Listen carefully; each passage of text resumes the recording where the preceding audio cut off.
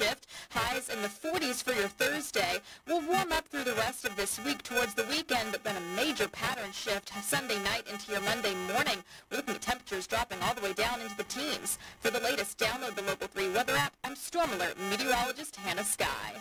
Your current Milligan Bain temperature is 53 degrees. MilliganBain.com. Get your New Year's Eve fireworks at Davenport Fireworks, where everything is half price. Everything. Davenport Fireworks, located on Dalton Pike at the state line. Everything is half price. Happy New Year from Davenport Fireworks.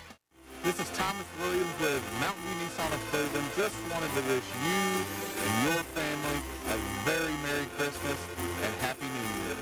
From all of our employees, hope you have the best holiday season. Check us out at cleveland-nissan.com. Right now, someone in a Hardees kitchen is about to warm up your winter with the new grilled cheese bacon burger. Charbroiled, 100% Angus beef, bacon, and Swiss and American cheese melting on our soft, buttery sourdough.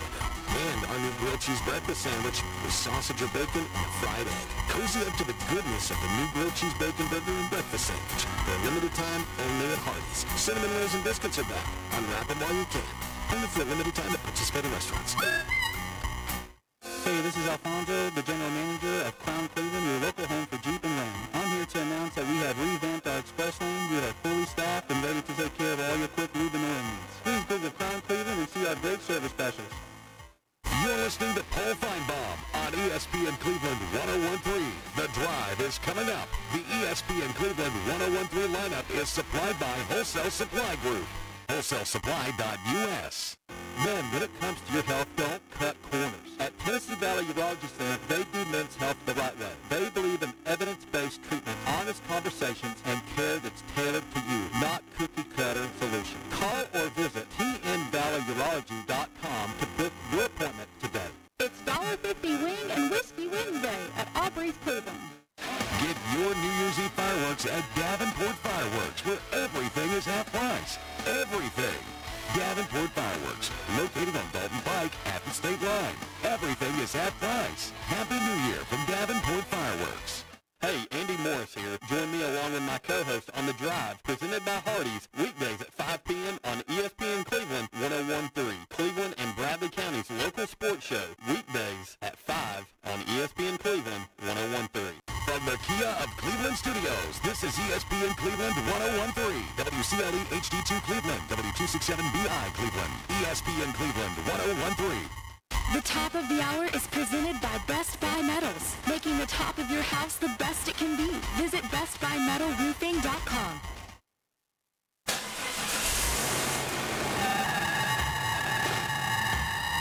It's time for The Drive on ESPN Cleveland 101.3, presented by Hardees. We will bring you nonstop sports news from the national and local scene and everything in between.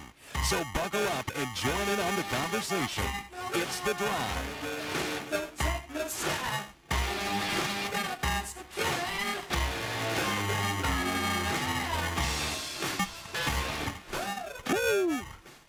Welcome back to The Drive here on ESPN Cleveland.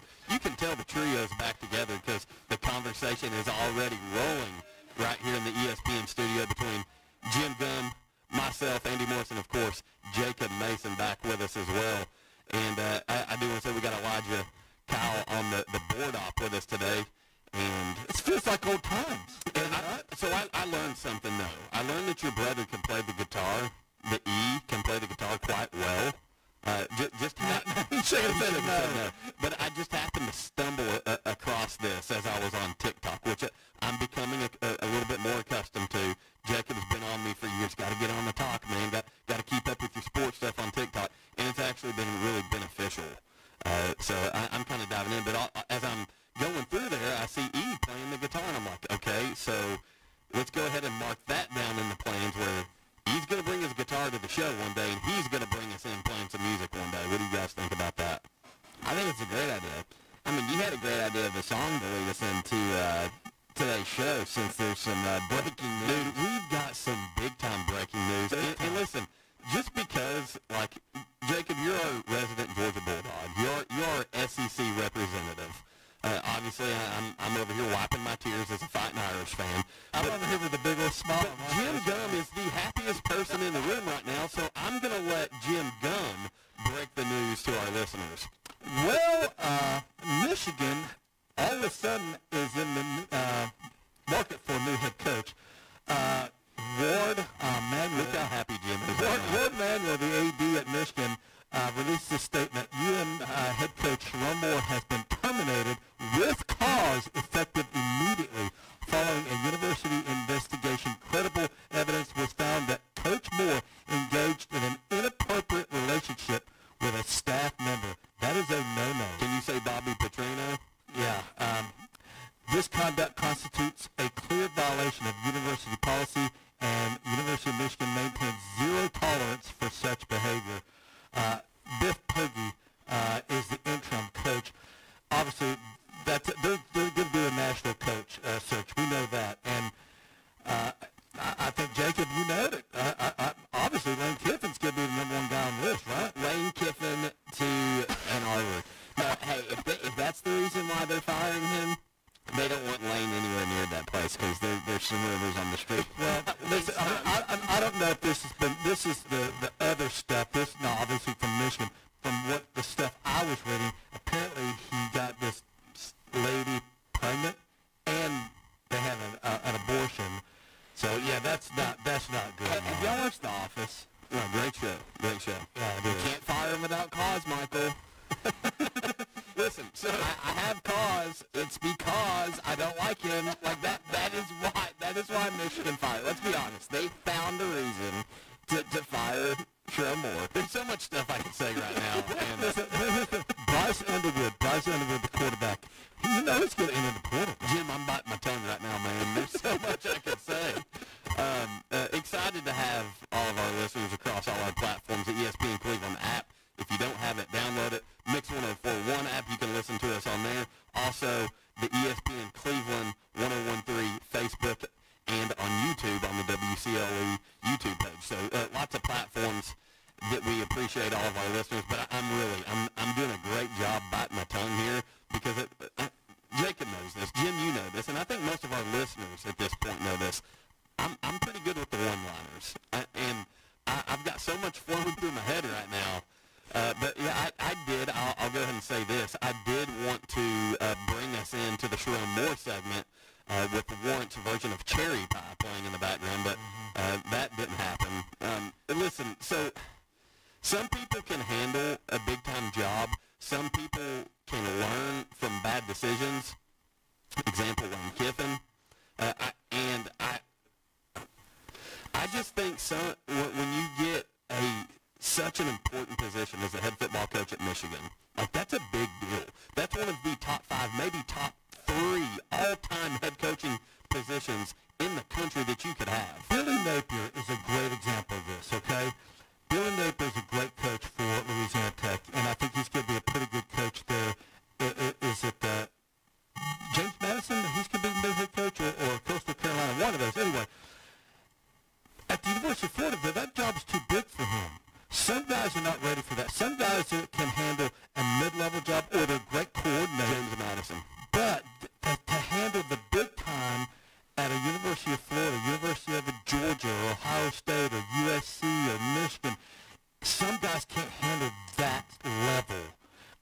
Derek Dooley could not handle being the head coach at the University of Tennessee. He was fine at Louisiana Tech.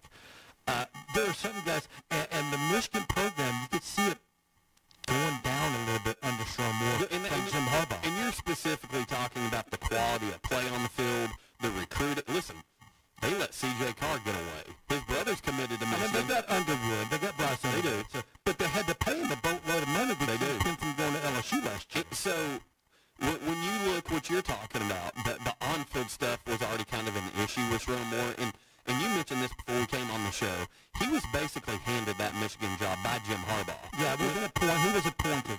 When all the chaos went on with Harbaugh and he knew, hey, I'm making the jump to the NFL because we saw what came down the road with the punishment and all the sanctions and everything, specifically regarding Harbaugh and what did we call it, Spygate, or similar to that with the... Well, I mean, it was obviously the stealing sign. Yeah, the sign stealing scandal. So...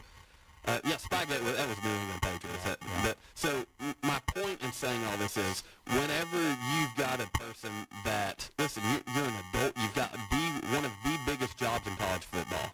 You're the head coach of the University of Michigan.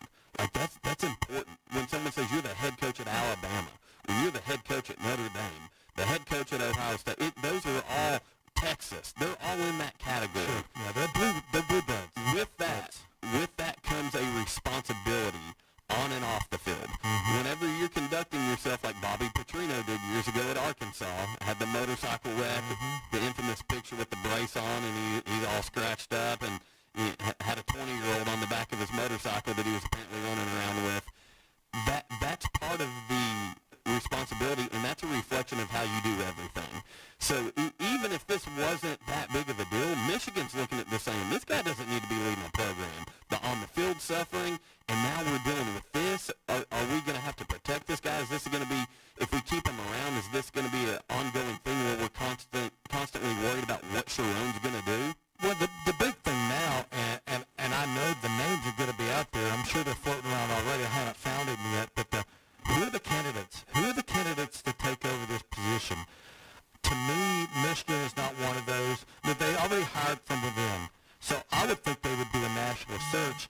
And everybody's on the table at this point. Literally anyone is available with enough money. So it's going to be interesting to watch this play itself out over the next week or two.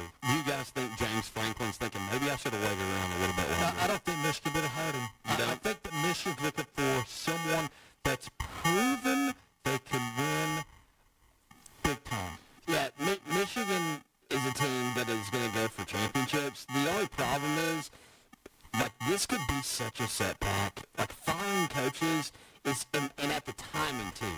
Like, There's never a good time. I'm on board with Jim, though. This wasn't going to get a whole lot better on the field anyway. No, but, like, you fired him at the end of the biggest coaching search that we've had in years. Who are you going to go get? Well, props to Michigan, because this seems like this is something they knew they had to do, regardless of the timing of it. If anything, and I'm a Notre Dame guy. I can't stand Michigan. Out, though. I can't stand Michigan. But it might have been a situation where maybe they did know. Maybe you're right. Maybe it's been something that they've known for a while, and then stuff was really about to hit the fan, and they said, listen, we can't go on like this. We've got to make a move. But here's the thing, Jacob. There's a lot of guys that were saying no to Penn State and to other schools. They were saying, maybe if Michigan calls them, they'll say yes. I mean, we don't know. We see this in the SEC a lot. But how many coaches? Everybody just got an extension. Example, Lane Kiffin. Example, Lane Kiffin. How many times do we see coaches within the conference coaching at Mississippi State or coaching at Ole Miss? Or people tried to do it with Clark Lee this year. Coaching at these smaller jobs, and they do a good job, and they say, well, hey, we want to hire you over here at Florida, or we want to hire you over here at Alabama or LSU. You see these coaches prove themselves within the conference, kind of taking a bigger job within their own conference. Is there anyone within the Big Ten that would stand out to you that you could say, hey, you know what? Maybe this coach over here might be a good fit at Michigan. I know he just signed an extension. It doesn't matter. People can break contracts. People can buy out the massive amount of money it takes. They put more. He's got more money than with the right boosters. He could write a check to get a Kurt Signetti or Clark Lee or whoever. Now, Matt Rule he would not be a good fit at Michigan, I don't think. You know who would be a good fit at Michigan? Lincoln Riley. But none of us like him on the show. I don't know. He just got fired from LSU. Oh, Brian Kelly? I think he's too old. I don't think he fits that northern, like, well, that's why I thought he'd be considered for the Penn State job. I think he's too. I don't think they're going to go in that direction. Regardless, though, this opens up a 30-day window, and I know who's been recruiting really well, and it has been Michigan. I bet you there's some teams that are looking. Jimbo Fisher, maybe Jimbo Fisher. Anybody? Hey, looking to poach a roster. Coach O. I would think they would go after someone like a Lincoln Riley. I want to see a picture of Coach O and it just say Michigan man under it. Steve Sarkisian would be a good one. So listen, nothing's off the table. Nothing. Well, Ryan Day, they're going Ryan Day. Twitter, X, it's a wild place, right? It's a crazy place. Apparently so's Ann Arbor. I heard that Lincoln Riley was connected to the Florida search, but Florida wanted nothing to do with him. And so, I don't know. It's going to be interesting to see. I just feel like all these teams went through a massive cycle and that the dust has kind of settled and now Michigan is joining the party and you're going to have to look to maybe a coordinator in the NFL or you're going to have to look to an up-and-comer. What about Mario Cristobal from Miami? I just think he's... That's not... I think he's at home at Miami. Now, if the dollar signs are right, that can make you leave home That's sometimes. the thing. The dollar signs will be right. Dave Portnoy is going to... He's going to back this. I promise you. You know who that we're talking about, right? He will back... You know who is at a point right now to really kind of... If there's a time you're going to make a jump, it's right after winning your conference. Manny Diaz at Duke. I thought he was going to get the Penn State job personally. Listen, so you just won the ACC. Granted, you had 5 losses on your schedule and you messed up a whole lot of stuff for a whole lot of people. I'm not complaining or anything like that.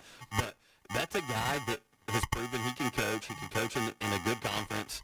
But I don't know. Like that there's going to be names like that that continually kind of pop up too.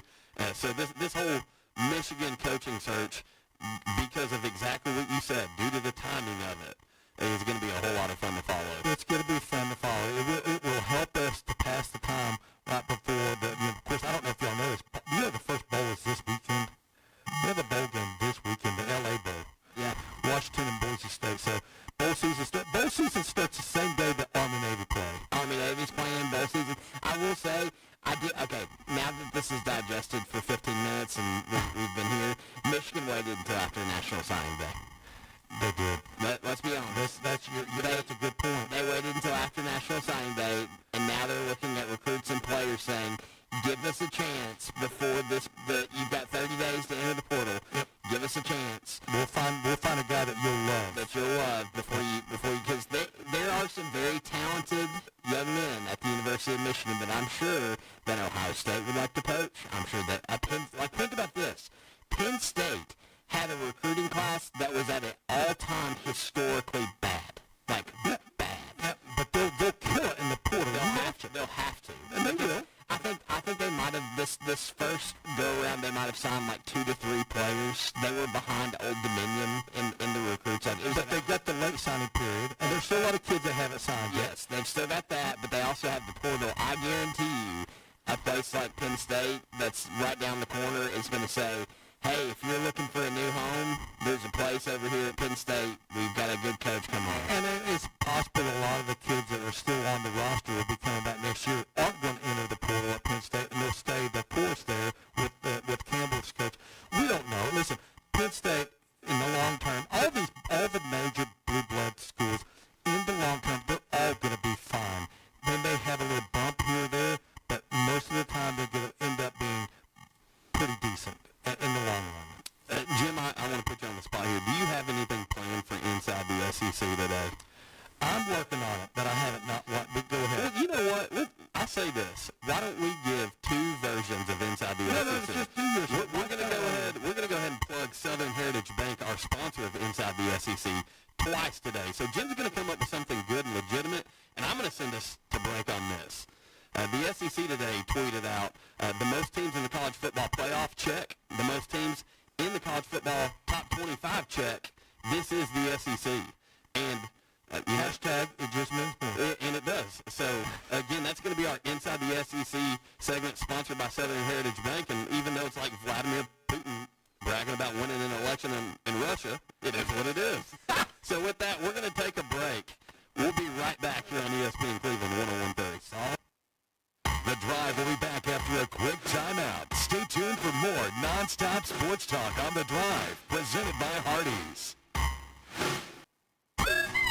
Right now, someone in a Hardee's kitchen is about to warm up your winter with the new grilled cheese bacon burger. Charbroiled 100% Angus beef, bacon, and Swiss and American cheese melting on our soft buttery sourdough. And on your grilled cheese breakfast sandwich with sausage or bacon and a fried egg. Cozy up to the goodness of the new grilled cheese bacon burger and breakfast sandwich. For a limited time, only at Hardee's. Cinnamon rolls and biscuits are back. Unwrap them while you can. Only for a limited time at participating restaurants. Did you twist an ankle? Hurt your shoulder? Or maybe that weekend project left you with more than sore muscles? Center for Sports Medicine and Orthopedics is here to help. Our urgent ortho walk-in clinic in Cleveland is open Monday through Saturday, treating sprains, strains, fractures, and more. No appointment needed. There's no need to drive to Chattanooga for expert orthopedic care. Call, schedule it online, or walk in today and get back to moving pain-free. Center for Sports Medicine and Orthopedics. The Center for expert care right when you need it. Get your New Year's Eve fireworks at Davenport Fireworks, where everything is half price. Everything. Davenport Fireworks, located on Dalton Pike at the state line. Everything is half price. Happy New Year from Davenport Fireworks. ESPN Cleveland 101.3 is powered by Duracell. Do your legs feel heavy, tired, or achy? Do you have restless legs or leg cramps? Dr. James Gooden offers office treatment that can make you look and feel better within a day. And your procedure is covered by most insurance. Visit MilliganBain.com. When it comes to protecting what matters most, it makes sense to choose an insurance agent that's a part of your community. Your local Allstate agent knows the ins and outs of both owning and protecting the home in your neighborhood. By choosing a local Allstate agent, you've got an expert who knows the community and is committed to getting to know you. Which means George Gray can help you get the protection you want that fits you and your life. Are you in good hands? Contact George Gray, Allstate Insurance today for a free quote. Welcome back to The Drive, presented by Hardees. Join the conversation. Text 423-749-1013. You can also listen anywhere on our website, ESPNCleveland1013.com.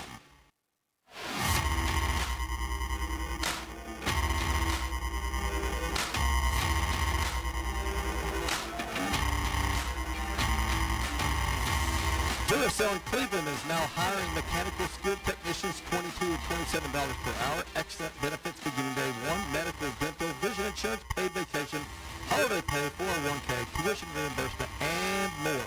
Apply now at Duracell.com. That's Duracell.com. And inside the SEC version 2. This will not sponsored by Russia.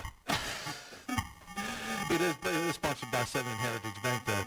Tennessee is targeting Penn State's Jim Knowles to be its defensive coordinator and is expected to finalize the deal soon. That's from ESPN's Pete Thamel. Of course, Jim Knowles was the defensive coordinator at Ohio State last year, and, of course, they won the national championship. He left Ohio State and signed with Penn State. Obviously, didn't know things were going to unravel, but I'm going to say this. He's a pretty good defensive coordinator, and he knows what to do with good. Now, obviously, this makes sense. You got to have the personnel, but that's every good defensive coordinator's got to have personnel. But he's a real good. He's very aggressive. The one thing I tell about him, he's very aggressive when a team gets in the red zone. He starts really putting that pressure on the quarterback. That's why Ohio State always holds a lot of their opponents to field goals. Yeah, because he's extremely aggressive between from the 20 to the goal line. Well, I'll say this. I think that would be a phenomenal Great hire by Josh Heupel if this does, in fact, turn out. And I think Tennessee fans and everybody up there in Knoxville should be ecstatic over the possibility. It's a big improvement over Tim Banks. Yeah, and Tim Banks struggled this year. Tackling was an issue. When your defense can't tackle, how do you expect that? I feel like despite the Tennessee defense, they overachieved this year due to the defense. So my biggest thing is you're bringing in a guy who situationally, we all know what's going on at Penn State, the turnover there, and with James Franklin being gone, and now they're have been scrambling around, and you're bringing in an outsider. You left a great job at Ohio State to go take that job to make a little bit more money. A little bit more money. If you're going to make a move, though, Tennessee, what a landing spot when you're kind of in an odd situation like this, to be able to go say, hey, I'm landing a job in Knoxville with the University of Tennessee. With him as your defensive coordinator, I say put Tennessee, if their offense can be as efficient as they were this year, put them right in the mix for an SEC title next year. This is what I have a hard time with, because I think Tim Banks was a good coordinator. And I'll tell you why. Every year except this year, obviously, he took a step forward with his defense. He went from it was like, I think when he took over, it was like 119th annually, all the way to the year prior to this one. Well, he took a step forward each year, but this year he tripped and fell down. Well, Gerard McCoy doesn't play all year long. Drew Carter is a guy that just disappears off the face of the earth. You didn't have a single guy that was starting in the secondary that was a true starter more than half of the season. You had other notable injuries to your linebacker and defensive line. Plus, you have a coach whose mind is so focused on offense he can't look up from a spreadsheet. I can't blame. A head had to roll. Don't get me wrong. If you're Josh Heupel, a head had to roll. And to be honest with you, one of the things I said, it's probably going to be the DB's coach. Well, who's coaching the DBs? It was Tim Banks. And so I get why they fired him, but if they had and again, I'm a Josh Heupel believer. I like Josh Heupel, but he's got to take his next step in evolving, and it can't be with staring down at your play sheet when your defense just got burnt and you're already thinking about what your next 5 to 7 play script is going to be. It needs to be, I can trust my offensive coordinator so that I can go have a conversation with the defense and say, these are the adjustments that we need to make. His offense consistently puts his defense in a bad position. And let's be honest, we're talking about a guy who also, you'll never unsee this. We've talked about it on the show before. You'll never unsee it. If Tennessee scores a fast touchdown, one of the offensive linemen on the field goal unit, they hit the turf because they have to slow down to give their defense a breather. I think Tim Banks was a fine coordinator. A head had to roll. Unfortunately, Tim Banks is the head that rolled. But if you're going to replace him, that's not a bad option. Yeah, I mean, and by the way, I didn't know if y'all knew this, but he actually has a little bit of SEC background in him. He was a linebackers coach at Ole Miss way back in 2003. And So he's got some... We're talking about Jim Knowles. Yeah, Jim Knowles, yes. Yeah. So I'm excited for the possibility of Tennessee to land him. Sometimes you can also, and you made very good points with the injuries and the lack of experience in the secondary. I mean, very relevant. But sometimes you can kind of outstay your welcome too. And when things got as out of control as they did defensively this year, to the point where the guys on the field that are playing are just playing so poorly, not making tackles, not wrapping up, not doing things that they're teaching over here at our high school programs, and they're doing it. And let's be honest, the talent at Tennessee isn't where it needs to be defensively. It's just not. They've put a lot of emphasis on offense, and their defense has suffered. Well, my problem is, you're right about some of the injuries. you can look at teams, though, and I know I'm a little bit of a Georgia homer, but look at the Georgia defense that started this year, and look at the product that's playing now. You have to evolve. You have to develop. And you got to stay healthy, man. Yeah, and you have to get better. And so they had the opportunity to get better, but they really never did. And so that's what I'm saying. A head had to roll. And Tim Banks was not only the head defense coordinator, but he was the guy. Their secondary not only was terrible in coverage, but you talked about as well, they were horrible. Yeah, and let's talk a little bit about what you were talking about earlier, Andy, about when you have a high-octane offense, they're going fast, and they score fast. Your defense is on the field. They don't have enough time to get their wind and get physically ready again. Sometimes the offenses that go fast like that really put a burden on your defense. They really do. Listen, we saw that this year sometime with Walker Valley football, talking high school football, where that offense would score so quick and then defense was rolling back out. Right. And then kind of oddly enough, late in the season, we saw the opposite. The offense struggled, going 3 and out. Defense was right back out there. Go back to Cleveland High School 2 years ago when they were moving the ball so fast that you literally couldn't breathe in between calling out numbers, who made the play. They were already back on the ball, and if they score quickly, the defense is back out. But Jacob, I thought you made a good point. So you talked about Georgia's defense and the way they evolved throughout the season. If you guys remember, after those games that we've talked a lot about, Notre Dame, Miami, Notre Dame, Texas A&M, everyone at Notre Dame was ready to fire Chris Ash, the defensive coordinator for Notre Dame. And by the end of the year, now, I get you didn't play another Texas A&M, you didn't play another Miami, USC, and Pitt were the 2 next best teams you played. But he improved so much, and the defense started going attacking the football. We're tackling good. That's what Tennessee needed this year, and you never saw that. So I do think that's where you start to wear out your welcome. When you're not doing the little things right, it snowballs into everything's going wrong. I saw an interview with a defensive coordinator, and he was talking about having an offense that went 10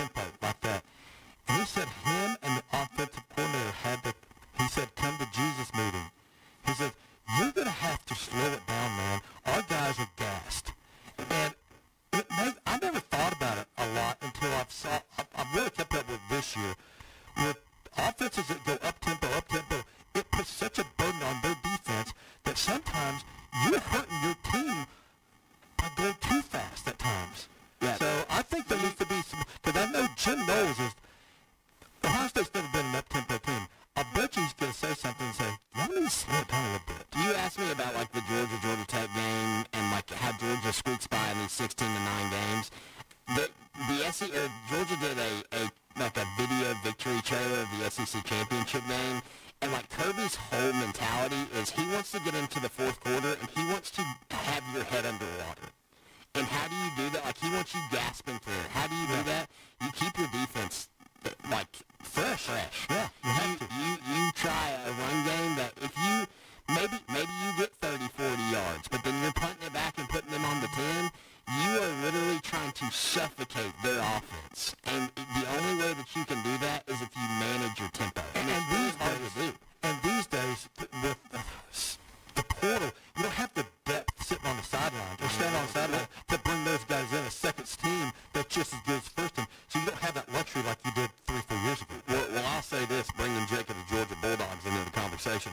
There aren't many teams better defensively at personnel change. If you watch a Georgia football game, it's a well-oiled machine. When they have those line shifts, when that next group's coming in, those bodies are fresh and ready, and they keep fresh legs on the defense at all times, and that puts so much pressure on an offense. When you can be that efficient with teams running tempo like they do now, Georgia is one of the best in the country when it comes to personnel changes. Yeah, and honestly, again, that's one of those reasons why I am a proponent for the bowl game still happening, because you're allowing these freshmen and sophomores and these young guys have to start getting that in-game experience. There's only so much. We call them Bloody Tuesdays, and that's a good conversation to bring up. I don't know if y'all read the same things that I read online, but a lot of Tennessee football players were complaining that practice wasn't physical enough this year. They talked about how tackling was an issue. They said, we don't feel like we got after it enough this year. And really, quite honestly, if you are a competitive program and you can't be worried about injuries. You look at Kirby Smart talking about the SEC championship. He's like, if I was afraid of injuries, we wouldn't be practicing on Tuesday.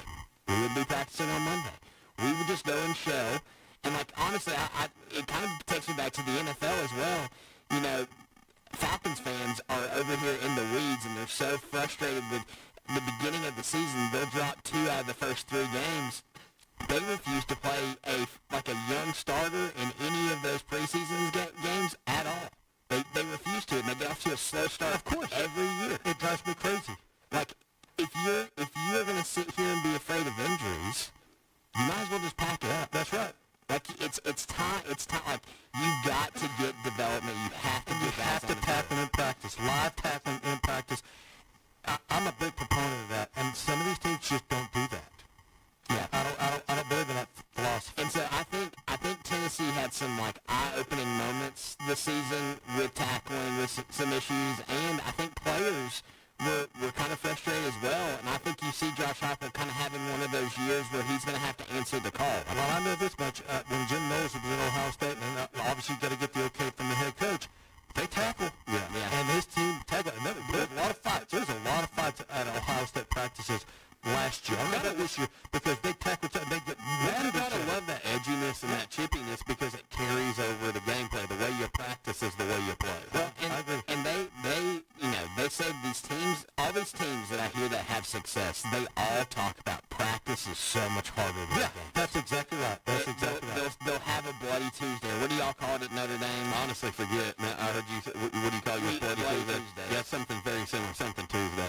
And they have these practices that are so, and what's cool is I've been to these practices that are so fast-paced, it feels like they never get a break. They work in breaks, like into position groups where you finally get a breather. But, dude, they're so physical and they're so fast, and it's never a second. And then when you're playing East Carolina, oh my gosh, that's why it's 38-0 at halftime. Yeah. And so I think Tennessee had to roll. I think if they hire homeboy from Penn State, that's a huge hire, a guy that has coached a championship level defense. So it'll be interesting. I think it'd be a great hire. Yeah, defensively for Tennessee, I think you make that hire, there's nowhere to go but up. You're going to improve. Do you think for Heupel to take the next step, he has to stop looking at the play sheet? I think he needs a good offensive coordinator that he trusts. You've got to be able to trust him, because, like you said, you can't be looking down at that sheet every time there's a play. You've got to trust your offensive coordinator. I think he had that in Pete Golding before he went to USF. Well, I think, honestly, if you hire Knowles, you can trust him with your defense. I don't think you need to have your hands as the head coach as much on the now. Practice and game, I'm separating the two here. In practice, Josh Heupel doesn't need to be just camped out with the offense all the time. He needs to oversee his defense, make sure his position groups are doing what they're supposed to do, and all that stuff. But as far as when it's Saturday in Neyland Stadium, if you hire a guy like Knowles, I think that gives you the freedom to be who you are if you're Josh Heupel. See, I have a hard time believing that, though, man. For me, the last person to win it all, being a head coach as an offensive play caller, was Jimbo Fisher back in, 2013? What's going to be interesting, like Ohio State's losing Heartline, okay? He's going to South Florida. He's play caller. Just Rondé trusts him. Now there's another big, that's a big shoot. Is he continuing to coach and playoff? Okay. He is, but I'm talking about 2026. He's going to be Ohio State's offensive coordinator. Chip Kelly has he's open. He's available. I'd take him back. I like him. I'm sure OC. So you mentioned the playoff here in a little bit, probably when we come back from our next break. We're going to dive into each matchup of the playoffs and kind of talk about that a little bit. But I do want to get to some local stuff here. Last night, high school basketball, the Bradley Barretts absolutely beat Ooltewah 62-20, just an absolute beat down there. And Bradley boys, the Bears beat Ooltewah 61-31. So Zach Carpenter and the Bears getting it done on the court last night. Then, of course, big game on mixed TV between Walker Valley and Cleveland. Walker Valley boys beat Cleveland 67-48. And I had the chance to talk to Will Campbell, Walker Valley head basketball coach, today. And he said that final score is not very accurate to how well Cleveland played.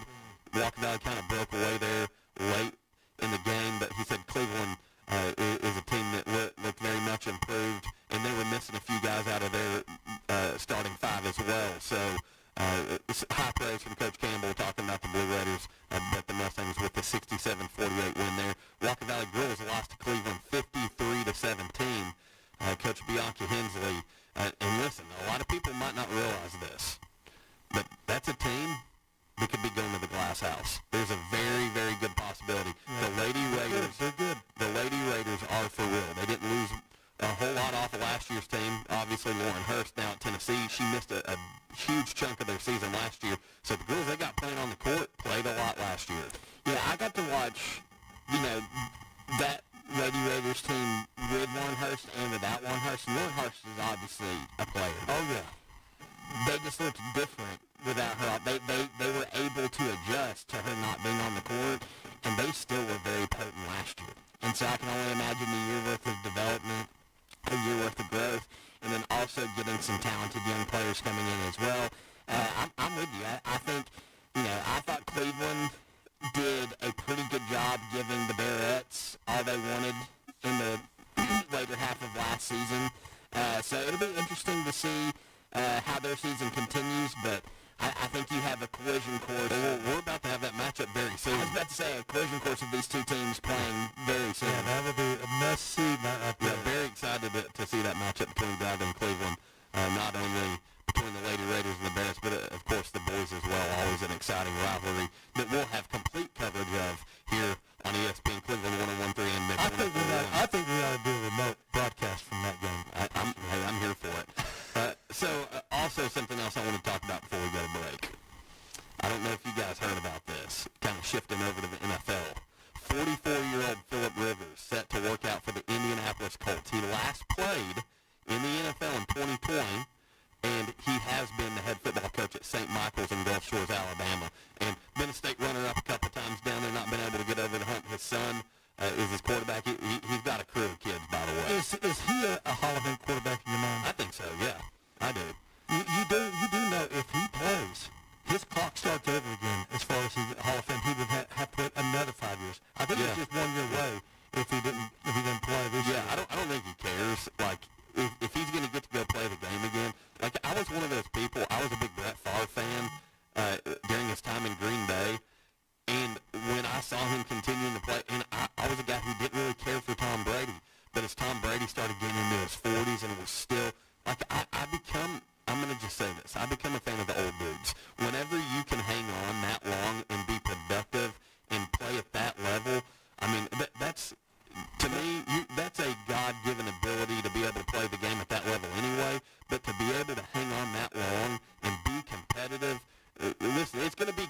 sooner than later, and if you got it, use it. And if Phillip Rivers can go play football and be productive for the Colts, I say go get it, man. 2020, you said was the last time he played, so 5 years ago? Yeah. That's It's actually January of 2021. It was a 2020 season, though. So, either way, 4 years out of the league, like that, to come back. They say, To me, I think it's a disaster right now. they say he's in phenomenal shape. I don't care. You're not in football shape. Well, time out. We're talking about an NFL now. This isn't Joe Montana's NFL where he was delivering dimes and getting put on his butt every time. If you touch the quarterback wrong, there's flags. The quarterback position is so protected now. Defensive guys are willing to take a penalty if they can shake up the quarterback. No, they will. But We'll see. They've got one of the best running backs in the league. Oh, yeah, Taylor's awesome. They have a sundry of weapons at the wide receiver position. None of them are like, I think Michael Pittman is a great wide receiver, but they've been able to distribute really well. It's really what I'm getting at. unfortunately, my guy Riley Leonard gets an opportunity to be the quarterback, hurts his knee. Yeah, so I don't know. I hate it because I feel like the Indianapolis Colts are having one of those years that they could have made They it were run one of the best teams in the league for a while. if they stay healthy. So I know we're gonna hit a break, y'all.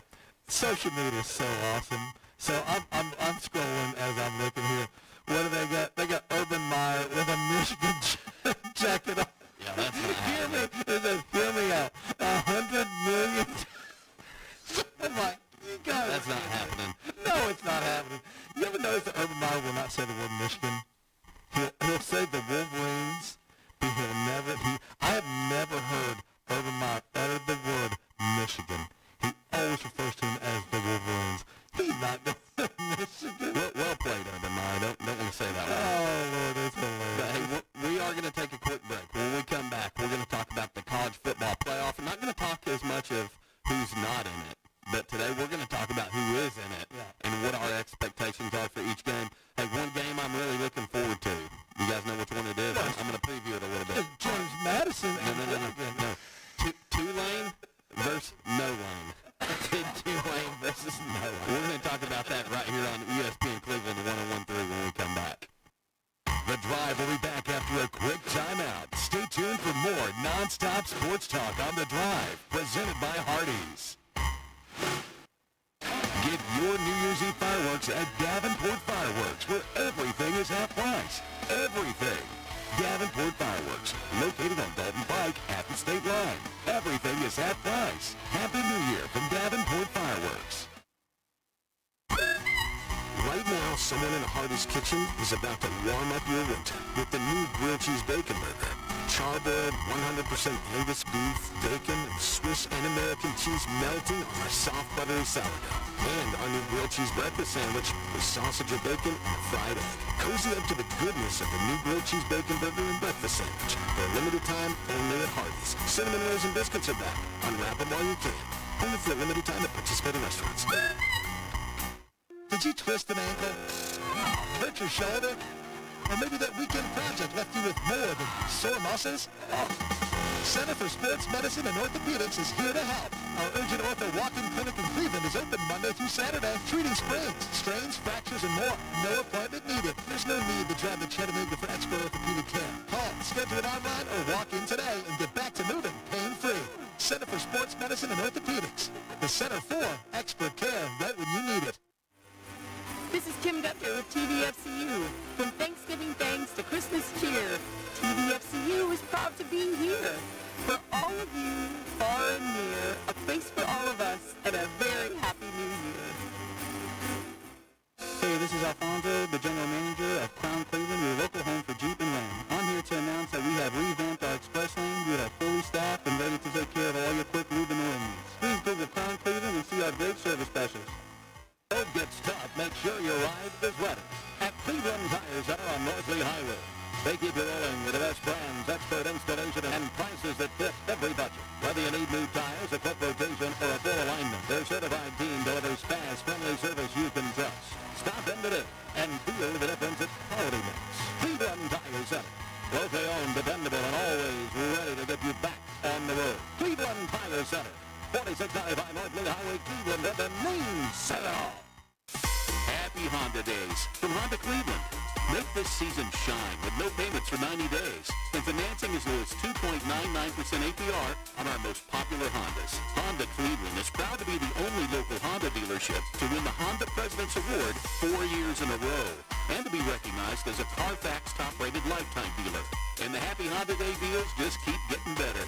Drive a 26 Civic Sport for just $239 a month, a 25 Accord sedan for $279 a month, or a 26 CRV for only $319 a month.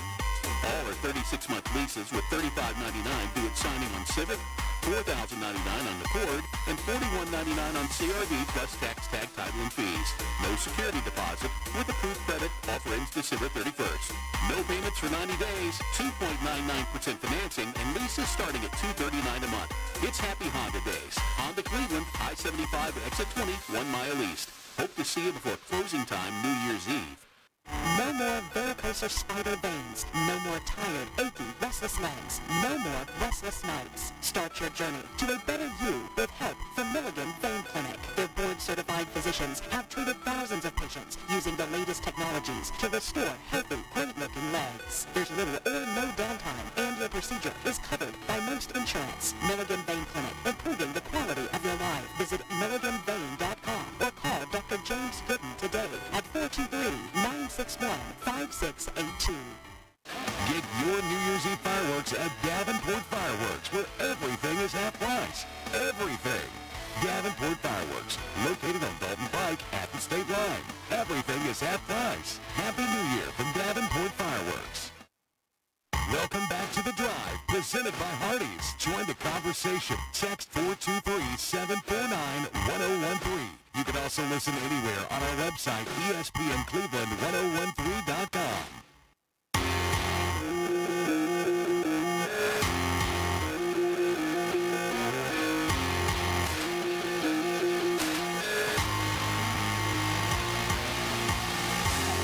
Power your day with nutritious Mayfield Dairy Milk. Very good stuff. Learn more about Mayfield Dairy at mayfielddairy.com. Hey, rumor on the streets, running more Big Milk guy. Big Milk guy. Oh, Lord. I bet if he lived down here, he'd like some Mayfield milk. Who wouldn't? Exactly. That's what I'm saying. Okay, I'm going to throw this out there, and I know that my Alabama friends out there are not going to like this. In 8 days, Alabama plays Oklahoma in Norman. Obviously, the Boers been feeling some heat. They've been hearing the noise out there. If Alabama gets throttled, I'm not going to say gets beat by field goal. Let's say they get beat by 21 points like Georgia did to him. Is DeBoer, would he be a candidate for the Michigan job? I like Kalen DeBoer myself, and I hope he stays with Alabama. But I'm telling you, there's Alabama fans out there. They're not happy. If you're in the DeBoer camp, 7 losses. If I were him, I'd be interested in the job. I'd look into it. I'll be honest, I don't even think he has to get throttled. You're losing to the same team twice in a season, and honestly, I think it's a bad matchup for them as well. Oklahoma's D-line is elite. Like, it's elite. It's good enough to keep them where they're at right now. Bama won't run the football against them. No. I mean, they couldn't run against us, and then I'll be honest with you, Ty Simpson made a couple of business decisions in that SEC championship the slide. Yeah. But, like, I could not fathom my quarterback doing that. I couldn't. But I just think it's a bad matchup, and let's just say it's a 10 to 13-point loss.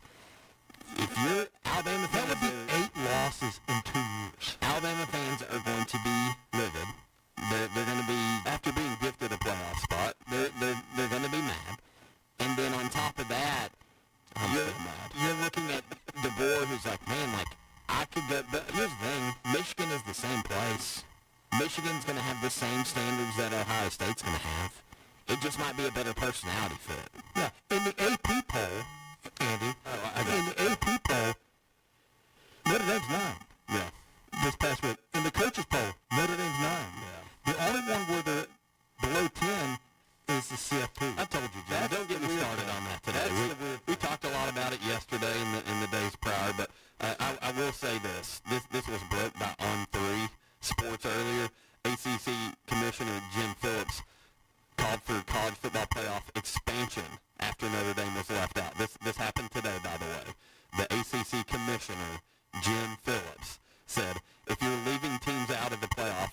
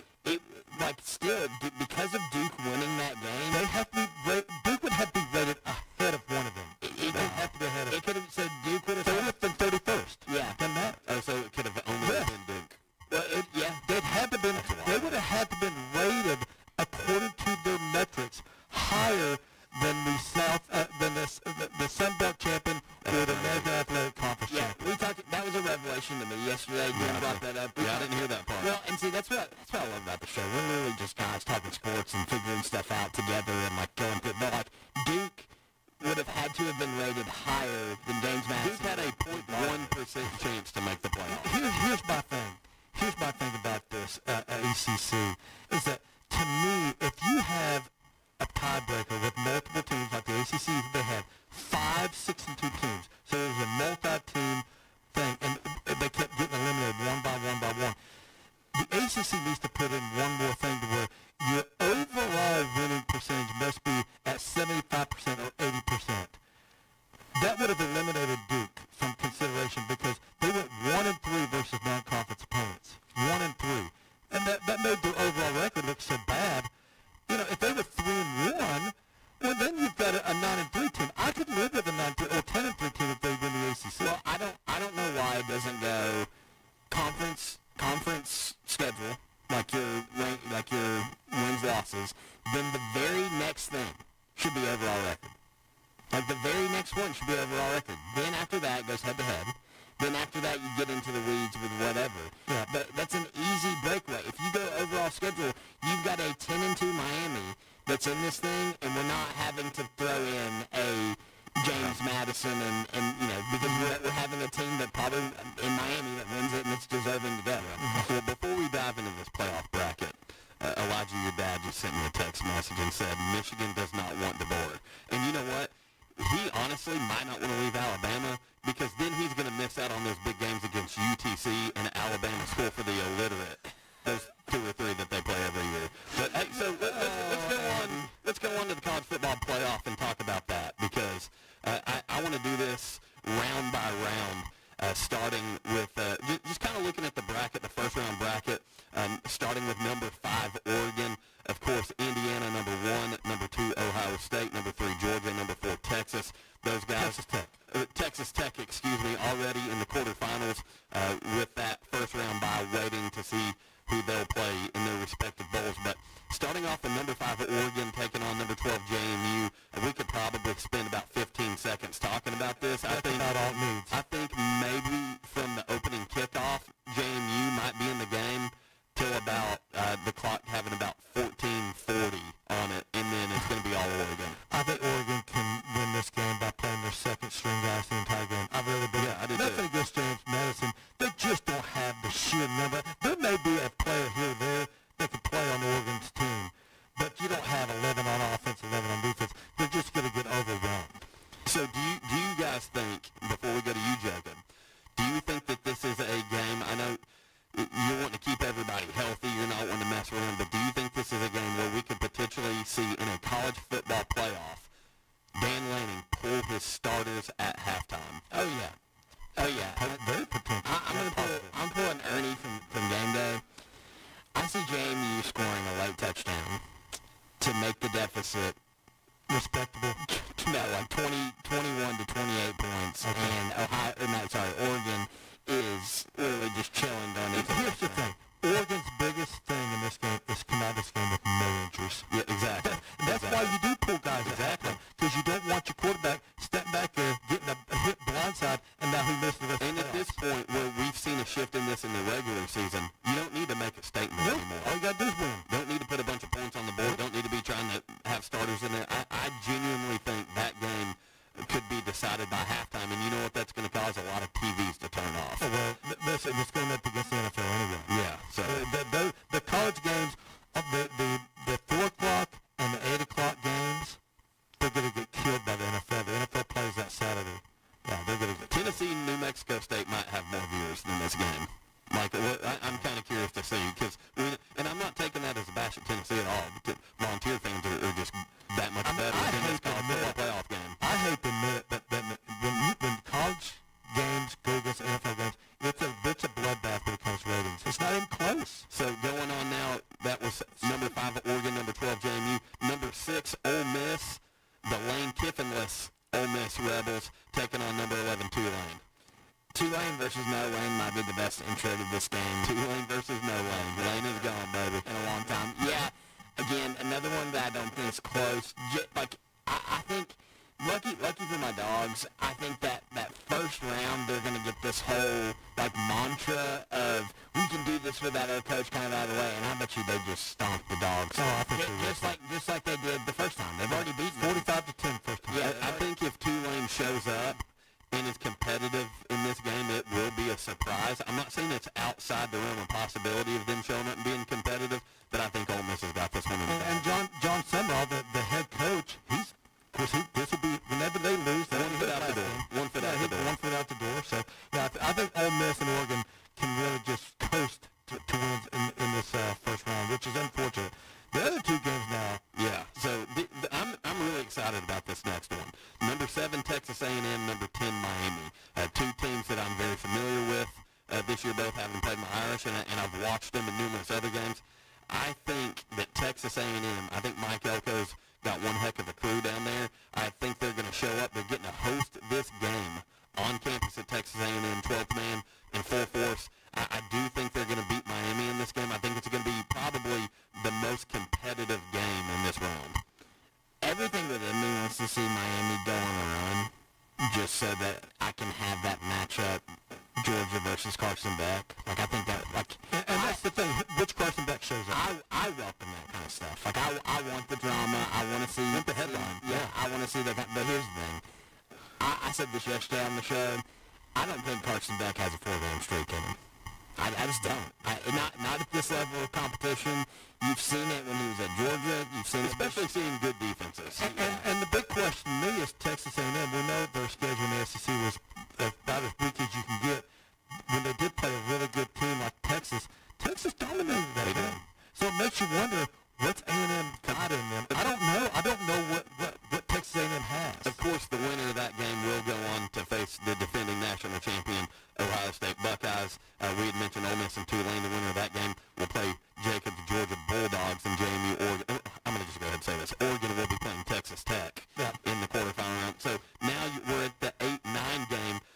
Number 8 Oklahoma, number 9 Alabama. You guys have already kind of mentioned it, and I'm in agreement. I think Oklahoma's going to win this football game. I think it's going to be a repeat of what we've seen earlier in the season. Yeah, unless Ty Simpson just comes out there and finds a way to evade pressure and dice people up, I just don't see it. And by the way, this game is in Norman, Oklahoma. I think John Mateer has to throw 2 or 3 interceptions to Alabama for Alabama to have a short field, maybe a pick 6 to stay in this game, because Alabama can't run the football. And until you can run the football, when you're one-dimensional, you're in trouble. Yeah. You're in trouble. And you can see Ty Simpson doesn't like going right or left. He likes to step up in the pocket. And when you can force pressure, when you have platform quarterbacks and you can bring pressure up the middle and make them get uncomfortable, it's really, really hard. And let's be honest, Brent Venables probably saved his job by getting Oklahoma in the playoffs this year. Yeah, I think you're right. And honestly, I kind of feel like just winning that game against Alabama alone again, when Alabama kind of started getting the hype going behind them, I think the people in Oklahoma are being more patient with them. And don't you know, everyone, all the Alabama players, they hear all this stuff. Nobody's talking positively about Alabama. They're loving this, man. They're going to go out there and try to prove a point. I just don't know if they got the offense to do it. Defensively, Alabama's fine. So do you see a scenario where it's kind of a replay of Ohio State hosting Tennessee last year, where Tennessee had all the momentum? They called the horseshoe kneeling north, and you think we could see something similar? I just similar? don't think Oklahoma's got that dynamic offense to do what Ohio State did last year. Oklahoma's very limited offensively, but man, that defense is tough, and they are the home team. I think Alabama and Oklahoma are pretty even on paper. The one thing that Oklahoma can do offensively that Alabama can't do is rush the football. Jim just completely distracted me. He was saying they're pretty even. He started doing this. They're sitting there at 8-9. Easily could be 6 or 7. All you kids riding in the cars with your parents. 6-7. What's up? Hey, you've been listening to The Drive.